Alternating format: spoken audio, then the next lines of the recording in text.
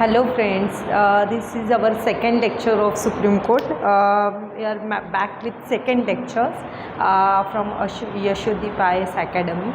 This is our second lecture of Supreme Court. Last lecture we had uploaded our first lecture of Supreme Court.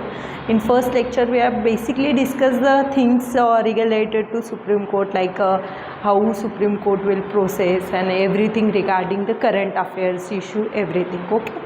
In this lecture we are discussing regarding the impeachment process.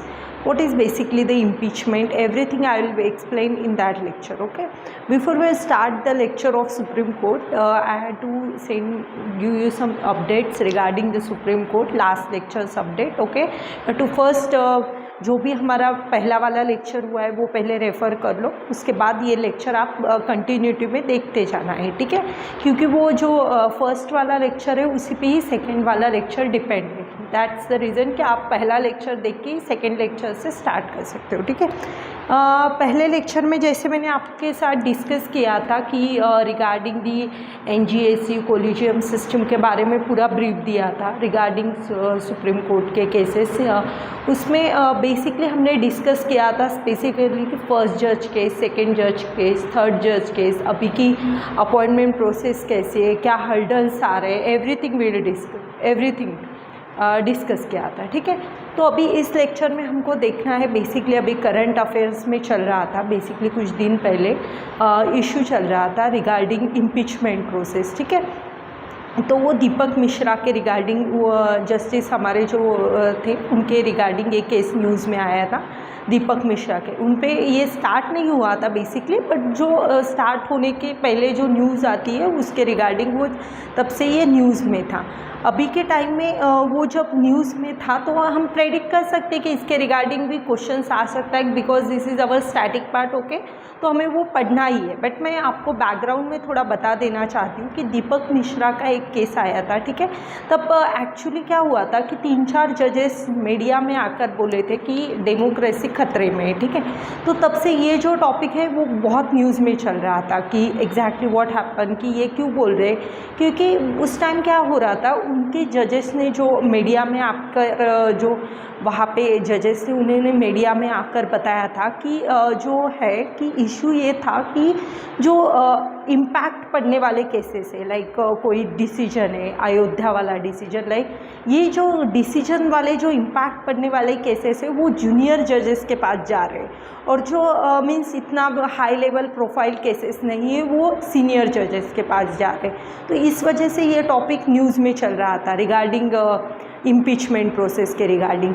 But basically हमें इसका static part जैसे मैंने बताया था last lecture में कि हमें जब कुछ भी टॉपिक स्टडी करना है basically we have to deal with constitutional angle, second we have to deal with laws and bills, everything provision regarding current affairs, and third one judgement provision. तो इसमें हम बेसिकली आज स्टैटिक पार्ट हम discuss करने वाले, but मैंने आपको एक ब्रीफ आइडिया दे दिया, ठीक है. हमारे यहाँ पे कॉन्स्टिट्यूशन में बेसिकली किसी का इम्पीचमेंट नहीं हुआ है, बट रामास्वामी नाम के एक जज थे, उनका एक जजमेंट स्टार्ट हुआ था इम्पीचमेंट के रिगार्डिंग प्रोसेस, बट वो भी कंप्लीट नहीं हुआ था. तब जब कांग्रेस पार्टी थी उन्होंने उसको डिसीजन को सपोर्ट नहीं किया था. जब मैं आपके साथ ये इम्पीचमेंट प्रोसेस डिस्कस करूँगी तो आपको एक आइडिया आ जाएगा कि ये इम्पीचमेंट करना कितना मीन्स डिफ़िकल्ट टास्क है, बिकॉज आपको पता होगा कि हमारा जो पैटर्न है, हम पैटर्न क्या फॉलो करते हैं कि इंडिपेंडेंस का फॉलो मीन्स हम क्या करते हैं कि हमारी जो भी सिस्टम है इंटीग्रेटेड और इंडिपेंडेंट रहना ज़रूरी है, ठीक है, जुडिशरी. तो इंडिपेंडेंट की वजह से यहाँ पे किसी का इंटरफेयर ना हो, इसकी वजह से हम क्या करते हैं कि इसके जुडिशरी के साथ किसी का इंटरफेयर ना हो. कोई अगर जजमेंट देता है तो इसमें ऐसा नहीं होना चाहिए कि वो जजमेंट देने के बाद उनको कुछ हर्डल्स फेस करने पड़े, लाइक पॉलिटिकल प्रेशर, एनीथिंग. तो ये फेस ना करना पड़े, इसलिए इंडिपेंडेंट रखा हुआ है जुडिशरी को. इसलिए जो इम्पीचमेंट प्रोसेस है वो इतना ही हार्ड रखा हुआ है कि इजीली किसी जज को आप रिमूव नहीं कर सकते. बेसिकली ये हमारा पूरा बैकग्राउंड होगा इसके रिगार्डिंग. अब हम प्रोसेस स्टार्ट करने से पहले आपको पता होना चाहिए कि जो भी जज का इम्पीचमेंट कर रहे हैं, ठीक है, इम्पीचमेंट प्रोसेस हम स्टार्ट कर रहे हैं तो 2 पैरामीटर्स डिस्कस करते हैं कि इसका इम्पीचमेंट होना है या नहीं. हम यहाँ पे पहले मैं हेडिंग लिख देती हूँ. इम्पीचमेंट का प्रोसेस कैसा है, ठीक है।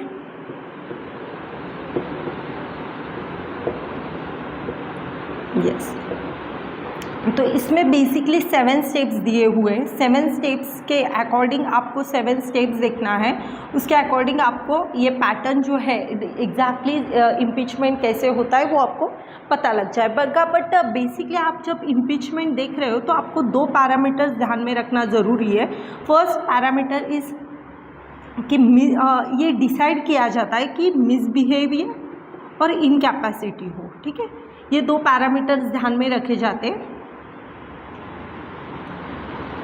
अभी मिसबिहेवियर कुछ भी कुछ मिसबिहेव किया हो, ठीक है। Incapacity is not perfectly able to take any decisions like that, this is called basically incapacity. ये तो 2 पैरामीटर्स है। जब मैं आपके साथ 7 स्टेप्स डिस्कस करूँगी आपको एक आइडिया आ जाएगा। But one thing you have to remember कि जब हम हाई कोर्ट का भी डिस्कस कर रहे हैं और सुप्रीम कोर्ट का कर रहे हैं तो दोनों जजेस के केस में हमारा प्रोसेस सेम रहेगा, इसमें कोई डिफरेंस नहीं रहेगा। ये आपको ध्यान में रखना है क्योंकि इसके ऊपर ऑलरेडी प्रीलिम्स में एक क्वेश्चन आ चुका है रिगार्डिंग इम्पीचमेंट प्रोसेस। तो ये बहुत इंपॉर्टेंट टॉपिक है, you have to very focus, okay. तो ये प्रोसेस स्टार्ट करने से पहले मैं आपको ये लक्ष्मीकांत में ये पूरा डिटेल पे दिया हुआ है, ठीक है। सो डोंट बॉदर कि हमें नोट्स बनाने एवरीथिंग, ठीक है। हमें वो बुक्स तो रीड करनी है बट हमें बेसिक अंडरस्टैंडिंग रिगार्डिंग ये प्रोसेस के बारे में होना ज़रूरी है क्योंकि उस पर डायरेक्टली क्वेश्चंस नहीं आएगा, कुछ सिनेरियोज लेके आएंगे। तो ये मैं आपके साथ एक बार पूरा डिस्कस कर रही थी। उसके बाद आपके साथ आपको जो भी प्रीवियस ईयर के बारे में क्वेश्चंस आए हुए उसके बारे में हम नेक्स्ट लेक्चर जो आएगा उसमें डिस्कस करेंगे। इस तरह से हम क्या करने वाले हैं, हमारे जो बैचेस है यशोदीप IAS एकेडमी, यहाँ पे हम मैं फैकल्टी मेंबर हूँ GS2K रिगार्डिंग, ठीक है। तो उसमें हम सिलेबस में जो भी पोर्शन मेंशन हुआ है रिगार्डिंग GS2 कि पॉलिटी एंड कॉन्स्टिट्यूशनल पार्ट, ठीक है, गवर्नेंस का part, international relations, everything, okay. तो ये जो भी पोर्शन है सोशल जस्टिस का पोर्शन, तो 1 बाय 1 लाइन बाय लाइन हम इसमें क्लासेस में हमारे डिस्कस करने वाले हैं। तो आप ऑनलाइन क्लासेस और ऑफलाइन क्लासेस दोनों भी हमारे यहाँ पे हैं, ठीक है। तो इसके लिए आप डिस्क्रिप्शन में जो लिंक दी हुई है वो भी वहाँ पे जाके कांटेक्ट कर सकते हैं कि आपको वो भी आइडिया आ जाएगा, ठीक। उसमें मैं पूरा आपके साथ डिस्कस करने वाली हूँ, ठीक है। तो बेसिकली हम स्टार्ट करते हैं, हमारी 7 स्टेप्स क्या है, ठीक है। बट ये पॉइंट रिमेंबर करना है कि हाई कोर्ट का जज हो या सुप्रीम कोर्ट का जज, प्रोसेस सेम रहने वाला है, इसमें कोई भी कन्फ्यूजन आपको नहीं रखना है, ठीक है। चलो, तो हम अभी प्रोसेस जो है हमारा वो डिस्कस करते हैं। फिजिबल है, ओके। चलो, फर्स्ट पॉइंट, सेकेंड पॉइंट, इस पर हम 7 स्टेप हमें ध्यान में रखना है। जैसे हमारी शादी की देखो 7 स्टेप्स होती है, ऐसे ही ध्यान में रखना है कि किसी भी सुप्रीम कोर्ट जजेस या हाई कोर्ट जजेस को इम्पीच करना है तो प्रोसेस क्या रहेगी बेसिकली।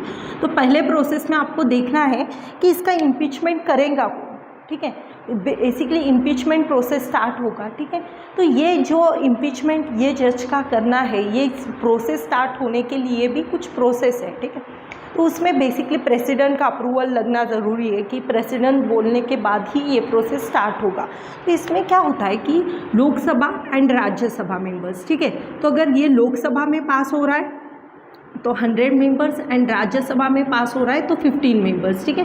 15 मेंबर्स ने इसको साइन करना ज़रूरी है। ये पहली कंडीशन है before starting anything, okay. Impeachment process start होने से पहले स्टार्टिंग में ही ये बहुत ज़रूरी प्रोसेस है कि ये लोकसभा और राज्यसभा के जज मीन्स अगर लोकसभा में पास हुआ है तो 100 मेंबर्स ने और राज्यसभा में पास हुआ है तो 50 मेंबर्स ने इस बिल को पास करना चाहिए। उसके बाद ही ये प्रोसेस स्टार्ट होगा पार्लियामेंट में, ठीक है।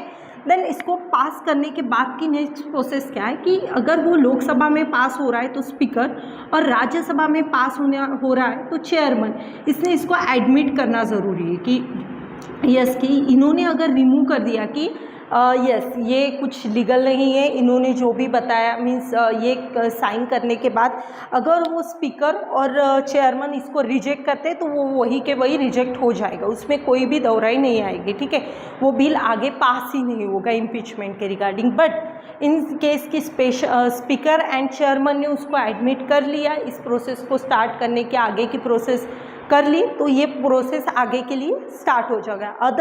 अगर उन्होंने यहाँ पे रिजेक्ट कर दिया तो वो वही के वही कैंसिल हो जाएगा। थर्ड पॉइंट क्या आएगा कि इसमें ये होने के बाद ये एडमिट कर लिया, ठीक है, तो 3 मेंबर्स की कमेटी बनाएंगे। अभी ये इतना हाई प्रोफाइल है, ठीक है, इसके रिगार्डिंग बहुत अच्छा जजमेंट आना ज़रूरी है। तो इसके रिगार्डिंग देखो 3 मेंबर्स की कमेटी ये बनाएंगे, स्पीकर और चेयरमैन, इस बिल को डिस्कस करने के लिए। उसमें रहेंगे चीफ जस्टिस ऑफ इंडिया, ठीक है, चीफ जस्टिस ऑफ इंडिया। अगर वो खुद के बारे में उनका इम्पीचमेंट प्रोसेस है तो जजेस रहेंगे, ठीक है। देन जजेस of high court, chief justice of high court,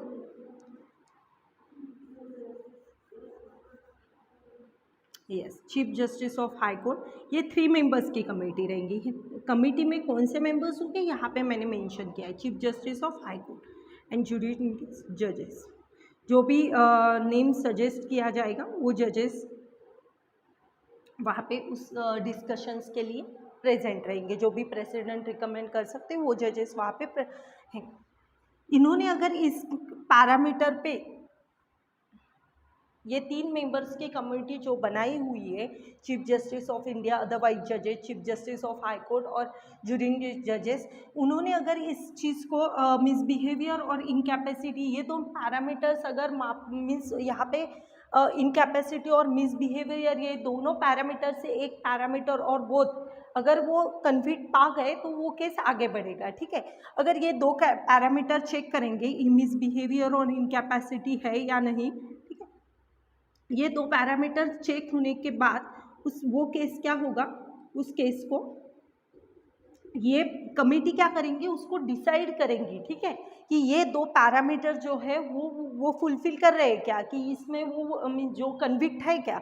उसके बाद वो क्या करने वाले हैं कि वो पार्लियामेंट में जाएगा केस, ठीक है, पार्लियामेंट में हमारा जो लोकसभा और राज्यसभा, इन दोनों हाउस में, बोथ हाउस में यहाँ पे उसको, बोथ हाउसेस में इसको स्पेशल मेजॉरिटी लाइक 2/3 मेजॉरिटी से उसको पास होना ज़रूरी है।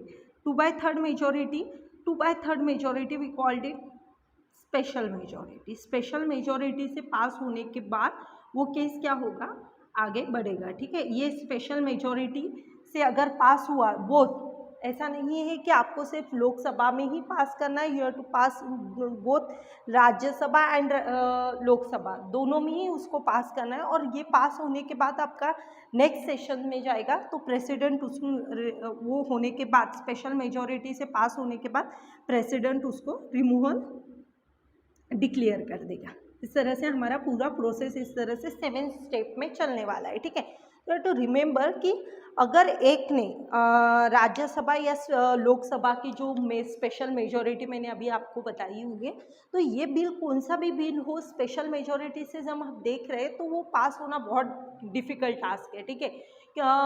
अभी वो जैसे मैंने आपको बताया था, वो केस में भी एग्जैक्टली यही हुआ था कि बिल यहाँ तक तो आ जाता है, ठीक है, बट यहाँ पे जब पार्लियामेंट की बात आती है, उसमें जब स्पेशल मेजॉरिटी से पास होना पड़ता है तब डिफ़िकल्ट जाता है। बिकॉज मैंने पहले ही बता दिया था कि हमारा मेन फोकस रहता है इंडिपेंडेंस ऑफ जजेस, ठीक है, इसमें किसी का पॉलिटिकल पार्टी का इंटरफेयर नहीं होना चाहिए, यही मोटो रहता है। बिकॉज एक अच्छा जजमेंट आ सके, ये बेसिकली मोटो रहता है। तो इसलिए जो इम्पीचमेंट प्रोसेस है वो बहुत ये हमारा इम्पीचमेंट प्रोसेस जो भी रहेगा वो बहुत मीन्स डिफ़िकल्ट स्टेप से गुजरता है और उसके बाद ही एक फाइनल डिसीजन आता है। हमारा इम्पीचमेंट प्रोसेस बेसिकली हमने यूएसए से मीन्स यूएसए से इंस्पायर करके लिया है, ठीक है। तो इस तरह से मैंने आपको पूरा बता दिया, बट आपको यही रिमेंबर करना है कि हम अगर सुप्रीम कोर्ट का जज के बारे में डिस्कस कर रहे हैं, अदरवाइज हाई कोर्ट के जज के बारे में डिस्कस कर रहे हैं, तो हमारा प्रोसेस कम्प्लीटली सेम आएगा। इस तरह से हमारा ये इम्पीचमेंट का प्रोसेस बेसिकली ख़त्म हो गया। इसमें आपको मैंने बता दिया कि मिसबिहेवियर और इनकैपेसिटी, ये तो पैरामीटर आपको ध्यान में रखने हैं। अभी तक आपको ये भी ध्यान में रखना है कि अभी तक किसी भी जजेस का इम्पीचमेंट नहीं हुआ है, ये 2 पैरामीटर्स आपको ध्यान में रखने हैं। और जजेस इंक्वायरी एक्ट जो भी प्रोसेस ये दिया हुआ है वो आपको ध्यान में रखना है। जजेस इंक्वायरी एक्ट 1968 का जो है वहाँ पे ये मेंशन है, 1968। ठीक है। बेसिकली इसका जो डिटेल्स है वो लक्ष्मीकांत में पूरा दिया है, बट हमें इसके बारे में डेप्थ अंडरस्टैंडिंग होना ज़्यादा ज़रूरी है। इसके पॉइंट ऑफ व्यू से मैं आपके साथ ये लेक्चर शेयर कर रही हूँ। एक करंट अफेयर का भी एक जो आपको साथ डिस्कस करते समय इसके रिगार्डिंग कुछ इश्यू आया हुआ है न्यूज़ में, कुछ इसके रिगार्डिंग भी आपके साथ डिस्कस कर रही हूँ। ठीक है, तो हमारा अभी ये लेक्चर जो मैंने यहाँ पे शॉर्ट में ही रखती हूँ क्योंकि आपके साथ का कन्फ्यूजन नहीं होना चाहिए इसके रिगार्डिंग। ये लेक्चर मैं यहीं पे स्टॉप कर देती हूँ। ठीक है, जो नेक्स्ट लेक्चर आएगा उसमें हम बेसिकली जो बहुत टॉपिक है इसमें बेसिकली सीट्स ऑफ मीन जहाँ पे सीट है उसके रिगार्डिंग प्रोविज़न, ठीक है, सैलरीज अलाउंसेस, इसके बारे में टेन्योर, क्या टेन्योर रहने वाला है, ये टॉपिक जो शॉर्ट टॉपिक है ये बेसिकली कि रिमूवल कौन करता है वगैरह वगैरह। ये इम्पीचमेंट का रिमूवल बेसिकली एक ध्यान में रखना है, लास्ट पॉइंट रिमूवल प्रेसिडेंट करने वाले हैं। ठीक है, तो ये जो भी पॉइंट्स है वो मैं आपके साथ, हमारा 2 टॉपिक आपको ध्यान में रखने हैं। हमने फर्स्ट लेक्चर में हमारा क्या हुआ था, हमने बेसिक अंडरस्टैंडिंग दी थी कि अपॉइंटमेंट ऑफ जजेस, रिमूवल ऑफ जजेस। ठीक है, तो अभी बेसिक जो पार्ट आने वाला है वो हम नेक्स्ट लेक्चर में उसको पूरा डिस्कस करूँगी। पावर्स क्या है सुप्रीम कोर्ट के रिगार्डिंग वो डिस्कस करेंगे। उसके बाद उसके रिगार्डिंग जो प्रीवियस ईयर क्वेश्चन पेपर्स आए उसके बारे में मैं मेंस एंड प्रीलिम्स दोनों का डिस्कस करने वाली हूँ। तो आपको अगर इसी तरह के आगे भी लेक्चर्स चाहिए होंगे, ठीक है, तो उसके लिए आप ऑफलाइन ऑनलाइन क्लासेस दोनों ज्वाइन कर सकते हैं। ऑनलाइन ऑफलाइन दोनों भी क्लासेस में मैंने पूरा डिटेल 1 बाय 1 सिलेबस कवर कर लिया है रिगार्डिंग यस मेंस रिगार्डिंग। तो आप जब मेंस रिगार्डिंग प्रिपरेशन करते हैं डेफिनेटली आपका प्रीलिम्स हो जाता है। आई नो कि प्रीलिम्स एक बहुत बड़ा हर्डल है, but if you are prepared thoroughly कि पूरा डिटेल में हम जब पढ़ते हैं तब पूरा प्रीलिम्स का भी सिलेबस कवर अप हो जाता है। तो बाय लाइन मैंने कवर अप कर लिया है। जैसे मैं इसी के बारे में बता देती हूँ कि स्टैटिक पोर्शन में कवर अप करती हूँ जो भी सिलेबस है उसके रिगार्डिंग, एंड नेक्स्ट डे उसके रिगार्डिंग जो मेंस में सिलेबस लाइन ड्यू रहती है उसके रिगार्डिंग हम उसके डिटेल्स डिकोड करके सिलेबस डिस्कस करते हैं। ठीक है, तो आपको जो भी मीन्स यशोदीप IAS एकेडमी जो है वहाँ पे आपका टेलीग्राम चैनल है वो भी आप ज्वाइन कर सकते हैं। डिस्क्रिप्शन लिंक में ये ऑलरेडी दिया हुआ है। एंड नेक्स्टली वहाँ पे कॉन्टैक्ट नंबर है, आप वहाँ पे भी कॉन्टैक्ट कर सकते हैं। ठीक है, चलो गाइज मिलते हैं नेक्स्ट लेक्चर में, तब तक बाय।